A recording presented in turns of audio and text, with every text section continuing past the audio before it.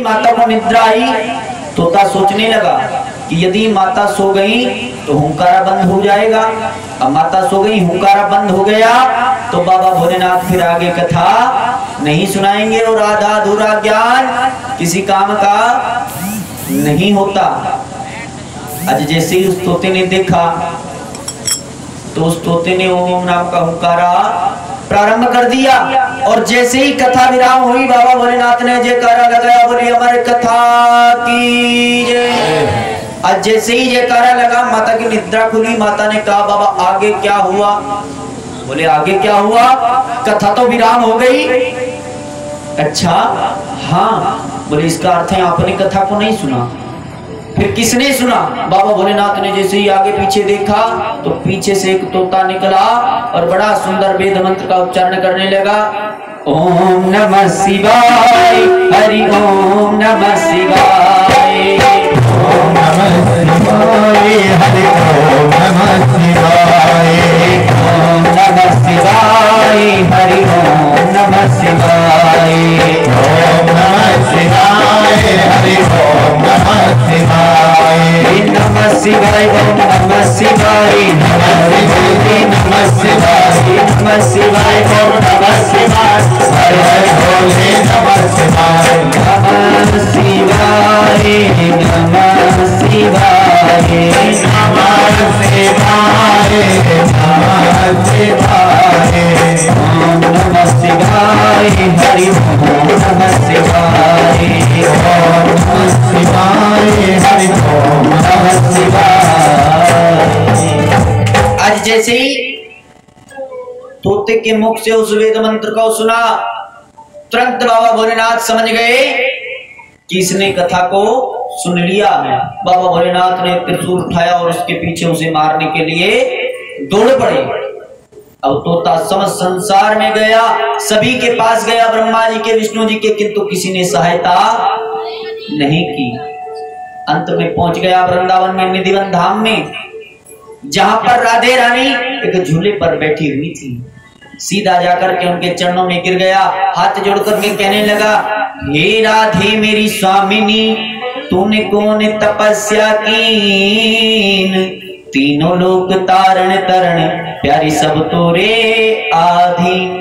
हे राधे, सारा संसार तेरे अधीन है, मेरी रक्षा करो, त्राहिमाम त्राहिमाम। मैया ने मार्ग बताया, जाओ वेद व्यास जी के आश्रम में।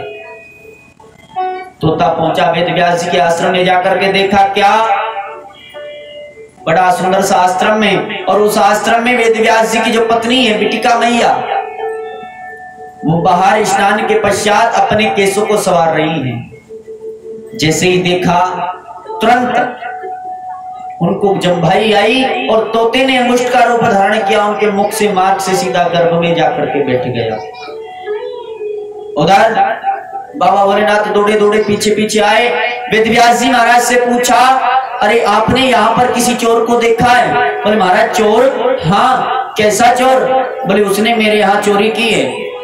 बोले बाबा बुरा ना मानो तो एक बात कहूं? बोले कहो। आपके यहाँ ऐसा है ही क्या चुराने के लिए जो कोई चुराएगा?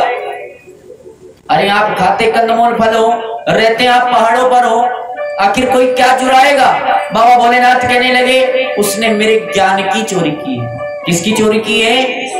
ज्ञान की, क्योंकि भक्तों सम्मुख होकर के, सामने होकर के कथा को सुना जाता है प्रत्यक्ष रूप से, किंतु इधर उधर पीछे बैठ करके कथा को जो सुनते हैं उसे ज्ञान की चोरी कहा जाता है।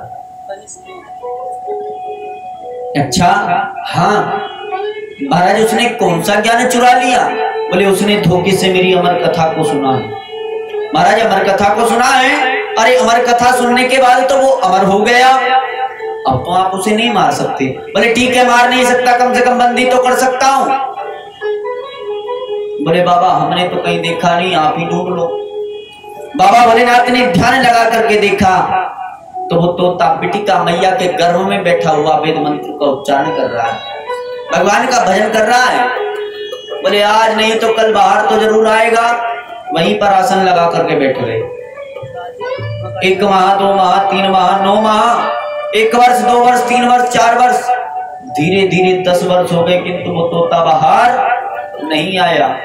अब भक्त तो कहते हैं प्रसव पीड़ा जो होती है वो बड़ी कठिन होती है। आज जैसे ही उस प्रसव पीड़ा को देखा तो पिटिका मैया ने कहा कि महाराज आप ही जाकर के बाबा भोलेनाथ को समझाएं।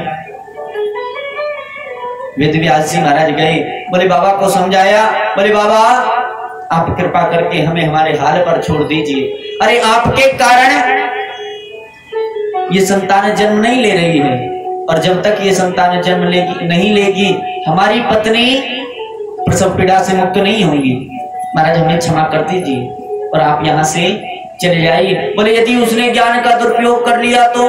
बोले महाराज वो ज्ञान का दुरुपयोग नहीं करेगा, क्योंकि यदि उसे ज्ञान का दुरुपयोग करना होता तो कब का कर चुका होता, घर में ही अमर कथा गाने लगता, किंतु वो ज्ञान का दुरुपयोग नहीं करेगा। बाबा भोलेनाथ इस बात को समझा और वहां से चले गए। 11 वर्ष हो गए किंतु तोते ने जन्म नहीं लिया। अंत में बिटिका मैया ने कहा कि बाबा आप ही कोई उपाय करें, आप ही कोई तप करें। उसके बाद 1 वर्ष तक वेद व्यास जी महाराज ने तप किया और उसके बाद नारायण भगवान साक्षात प्रकट हुए उस तोते से विनय की कि आप जन्म लें, किंतु तोते ने कहा मैं जन्म नहीं लूंगा, क्योंकि यदि मैंने जन्म ले लिया तो आपकी जो माया है वो मुझे व्याप लेगी।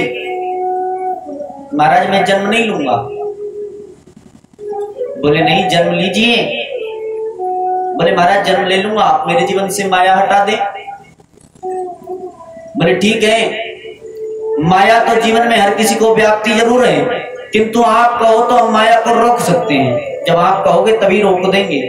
बोले ठीक है बाबा जब मैं कहूं तभी रोकना, किंतु बाबा मैं जन्म तभी लूंगा जब राधे रानी का आदेश हो जाएगा। मेरी जो गुरु है उधर राधे रानी का आदेश हुआ। तोते ने कहा